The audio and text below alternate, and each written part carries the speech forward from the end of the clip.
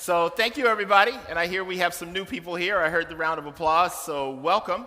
And I got to get everybody on the same page, get everybody up to date. So I want to explain this photograph. Some of you have seen it before.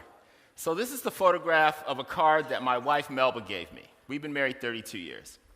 And where it came from is, just like this morning, us standing, looking in the mirror, and I got this routine where I'm getting myself together. And she's like, honey, I don't know what you're looking at, but I don't think you see what I see. Hence the card, the cat looking and seeing the lion. And I'm like, oh, honey, I know who I see. I see Denzel Washington. That's who I see. And I don't mean fat, sloppy, out of shape fences Denzel. I mean Training Day Denzel.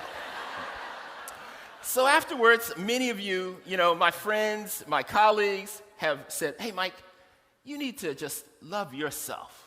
Accept yourself the way you are. So I said, okay, let me give that a try. Let me see if I can start actually seeing myself. So I got a therapist, did some work, started trying to love myself. But then I noticed around my house, there were these dog-eared magazines, People magazine, GQ magazine. And I was like, And it's just me and my wife at home. My kids are out of the house. So I was like, all right, either I can listen to my friends or I can try to get to my 33rd year. I decided to see who she was dog-earing. So this is who I see now, Idris Elba. Yeah, apparently he's the man now, okay? So that's who I'm trying to be. So part of what we have to do, part of being a leader, trying to do something that hasn't really been done before, we have to be delusional.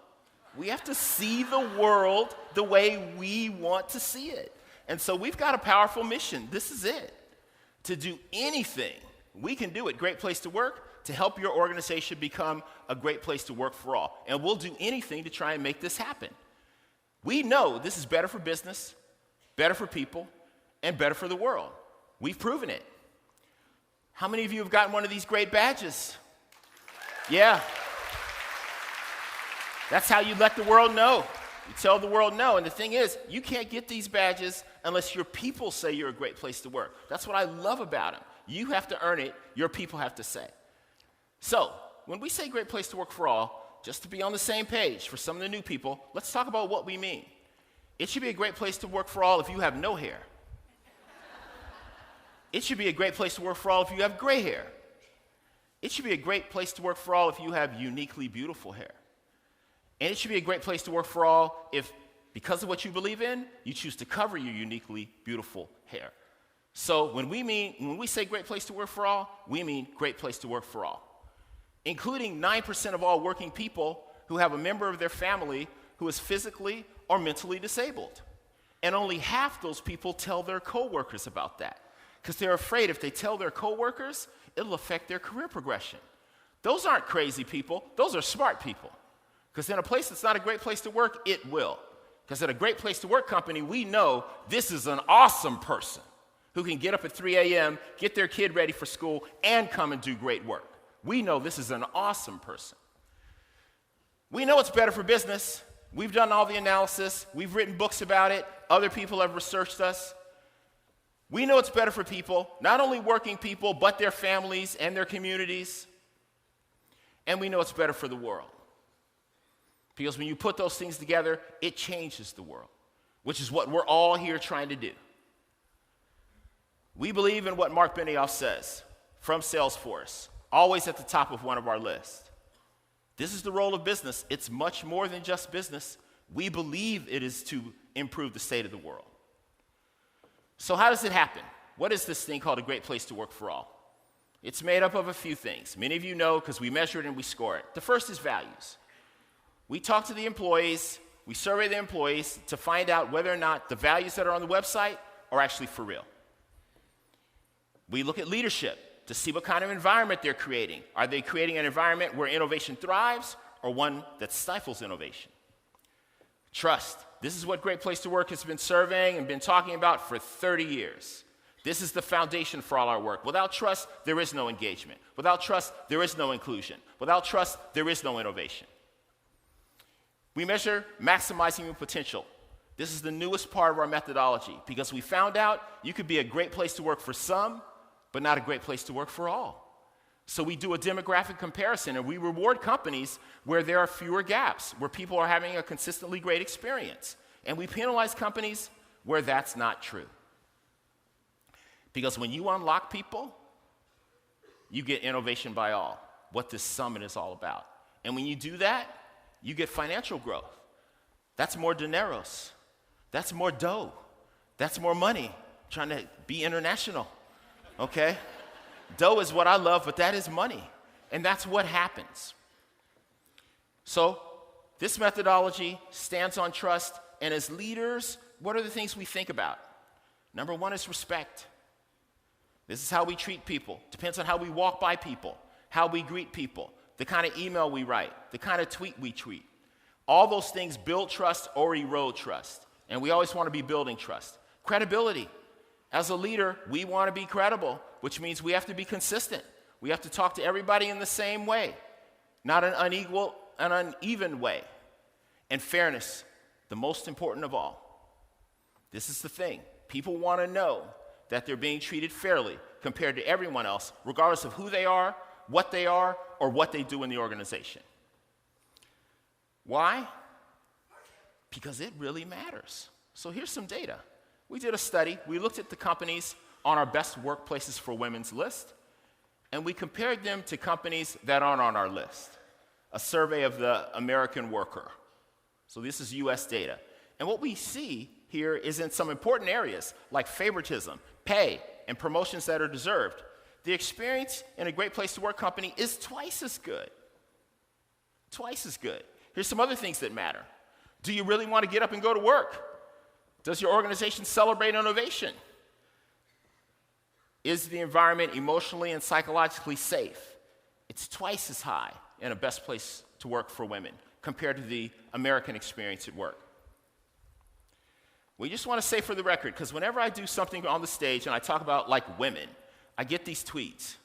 You're being too political. So we just want to make something clear. Great place to work, fairness, justice, and equality are not political ideas. Okay? They have nothing to do with politics. This is how you make that dough. Okay? It's better for business. You can do it to be a good person. I love that. But this is better for business. So let's look at our friend Woody. Woody's out of the closet. He actually lived in a closet. Okay? And so he's out. He's super excited. He's fired up because he's going to a job interview. And look at the team that's going to interview him. Just look at that. So Woody walks in, but then Woody feels like this. Why would Woody feel like this? Well, it might be because he didn't see anybody else made out of wood and 15 inches tall. I think Woody might feel different if right here there was Jessie, the yodeling cowgirl. All right? Probably would make Woody feel a little bit different because what we see matters. We know in diversity, it's not everything. We can't believe what we see because it leads to assumptions. Our mind discriminates, but it is one part of it. It's far more complex than that. My friend Julie Sweet, I love this quote. I always use it. You can't have innovation without diversity of thought, which leads me to this. I wonder if this is a great place to work.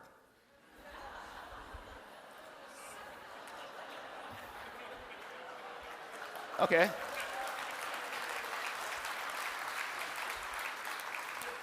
Stay with me, people. I love everybody. Okay, let's just establish that, but I'm just saying. Okay, they haven't called us to do the trust index survey yet. But we are waiting. Okay, but when I think about this diversity of thought, you know, people having to think the same way, I'm just not so sure that it drives innovation. So innovation, we've done a lot of research in this area. If you'd like to get some of that research, please hit me up on LinkedIn. We send it out free. But this is our seminal study that got us started, where we looked at many companies across the US to measure this thing called the innovation by all experience. And what we found is there are many great companies that have something called the accelerated ratio. So when you look at the people and you see people circled in green, these are the people you love. They're fired up. We have to change, shut down the product, and move in a different direction. Let's go. You don't need change management consultants when you have a lot of people circled in green. Consultants hate a company that has a lot of people circled in green. Okay, but this is what agility is, people circled in green. And the people in red, let me be clear who they are. These aren't the people that, you know, people where you say, hey, I have a great idea, and you say the idea and they go, I don't like that idea. All right, I'm married to one. Okay, you need these people. These are super smart people. If it wasn't for this connection that I have, you wouldn't have met me today. Or you might have, but I would have been in front asking for $1. Okay, a whole different situation. You need a diversity of thought. You need people who will challenge your ideas. But the people in red aren't those people. These are people who are having an experience at work based on who they work for that they don't feel trusted. They don't feel cared for. This is the worst thing you can do to a person, which is smash their motivation and their potential. Well, great organizations have only two, so they always have work to do. These aren't bad hires. These are people who are having experience, and there's a leader who needs development. We've also surveyed all companies across the United States that we don't work with, and we found this is the case. I'm calling it the disruptible ratio, because these places are ripe for disruption because people are having a bad experience. That's why these songs like Take This Job and Shove It, Thank God It's Friday, that's why they were so popular, because of this ratio, okay? It's a real thing. Because when you're circled in red, you have fear. Fear looks like earlier today when you looked at each other. It's hard to see. Fear is like, what are you afraid of? Nothing. That person's afraid. What are you? Nothing. Okay? That's what happens. It's bad for organizations. I would fear something like this. I would even fear something like this. But I don't want to have fear at work because it stops inclusion, it stops innovation, two of the things your organization needs more than anything else. It would be far easier at work if fear looked like this, but it doesn't. It's hard to see. You have to be aware, and as a manager and a leader, you have to be thinking about the experience that you're creating for people. The cost is high.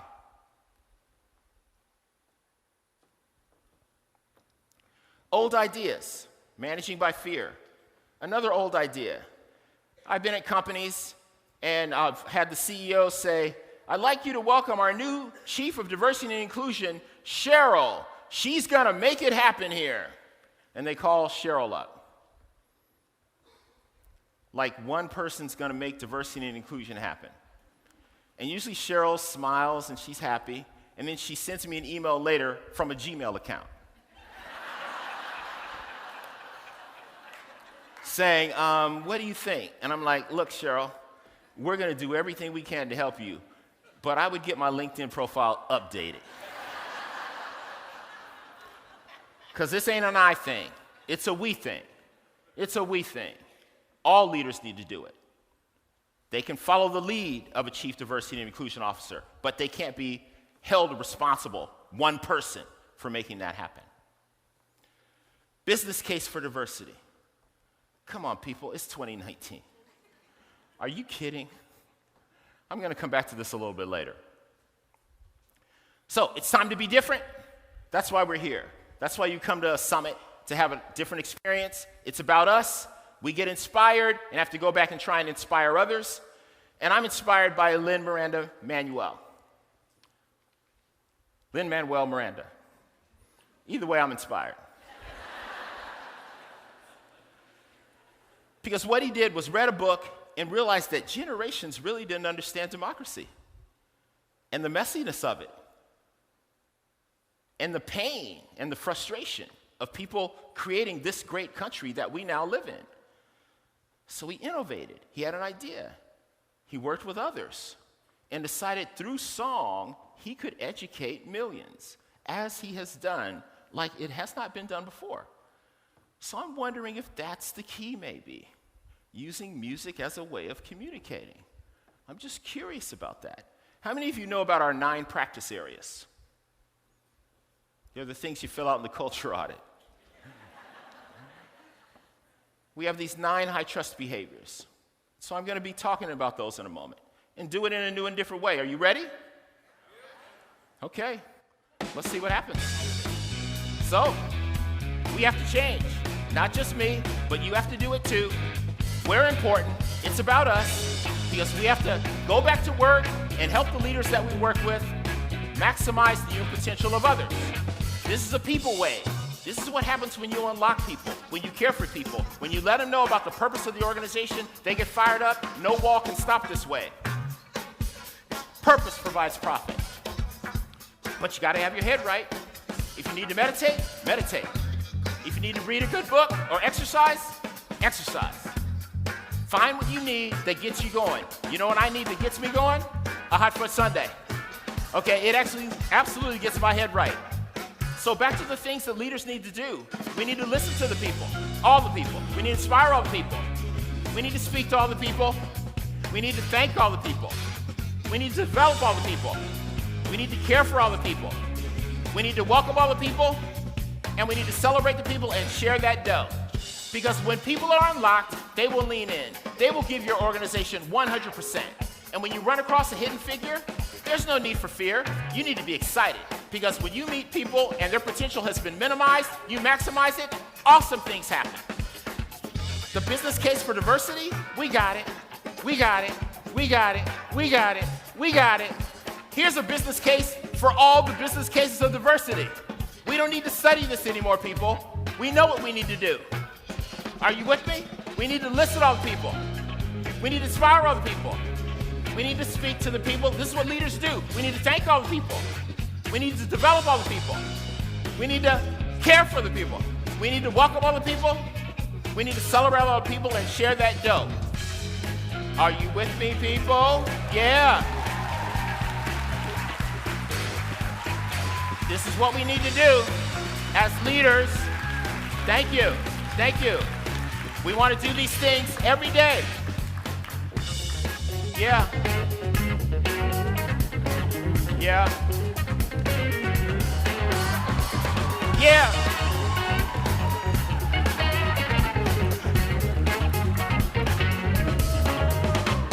Yeah. So, you know, that's what happens when you treat people good. Now, when you treat people bad, what happens then? It gets bad, bad, bad.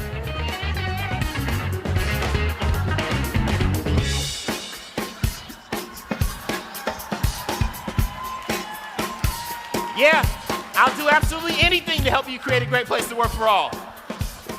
So let's think about this for all leader. The original hidden figure, Dorothy Vaughan. She learned Fortran programming, taught her team how to program Fortune because of the purpose, which is to get a man around the moon and safely. She knew artificial intelligence couldn't do it. People could have had to do it. And speaking of people, we've surveyed over 100 million people, put the data in your hands, and I feel good. Do you feel good? Something's missing. Now I feel great. I feel great. It's time to summit, people. We don't need any oxygen. All we need is each other. The time is now. The time is always right to do what is right. We need to do it for her. We need to create a world for her where she gets treated with equality and given full equity as a full member of society. Jimi Hendrix was right. When the power of love overcomes the love of power, the world will know peace. Thank you very much, and thank you for coming to the summit. It's going to be magnificent. Have a great time. Thank you very much. Thank you very much. Thank you very much. Thank you.